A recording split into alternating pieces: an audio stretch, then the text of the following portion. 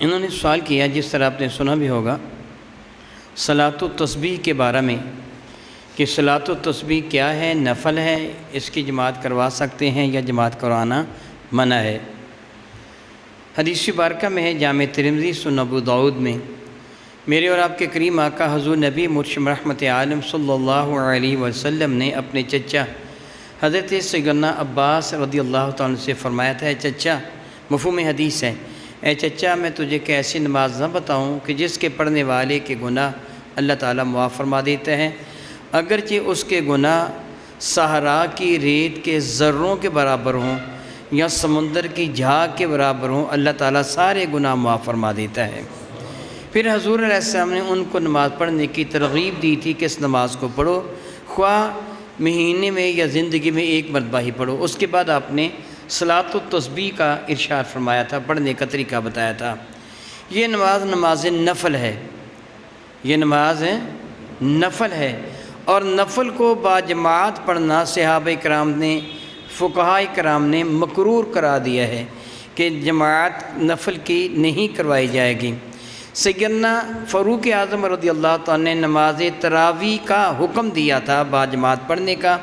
یہ نماز تراویح بھی سنت غیر مؤکدہ ہے، سنت کفایہ ہے نماز تراویح، یعنی یہ بھی فرض یا واجب نہیں ہے، سنت ہے کہ حضور نے ادا تو فرمائی، لیکن حضور نے اس کی جماعت نہیں کروائی ہے۔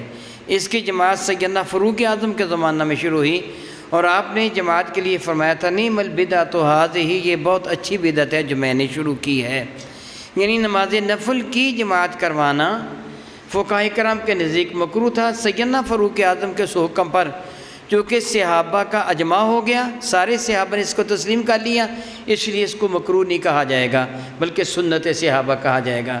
صلاۃ التسبیح کے لیے ایسے نہیں ہوا کہ صحابہ کرام نے اس کی جماعت کروائی ہو یا صحابہ کے اس پر اجماع ہوا ہو، اس لیے فقہاء کرام یہی فرماتے کہ صلاۃ التسبیح کو باجماعت پڑھنا مکروہ ہے اور تنہا پڑھنے والے کو ثواب زیادہ ہے۔ پھر سوال پیدا ہوتا ہے کہ پھر آج کل کیوں جماعت کروائی جاتی ہے؟ جواب اس کا یہ ہے کہ دراصل ہم بہت زیادہ سست ہو گئے ہیں، ایک دوسرے کی طرف دیکھ کر تو تھوڑا عمل کر لیتے ہیں لیکن تنہا نہیں کرتے۔ باجماعت اگر صلاۃ التسبیح کا کہا جائے تو لوگ پڑھ لیتے ہیں، چلو ثواب کم صحیح مگر ہو تو جاتا ہے نا۔ جس طرح کھڑے ہو کر نفل پڑھنے والے کو ثواب زیادہ ہے بیٹھ کر پڑھنے والے کے مقابلہ میں، لیکن جو بیٹھ کر بھی نہ پڑھے اس سے تو بہتر ہے بیٹھ کر پڑھ لے۔ جو سرے سے ہی صلاۃ التسبیح نہ پڑھے اس سے بہتر تو ہے نا کہ باجماعت پڑھ لے، چلو زیادہ نہ صحیح کم ہی صحیح، اور اللہ چاہے تو پورا ثواب عطا فرما دے جو اس کی مرضی ہے۔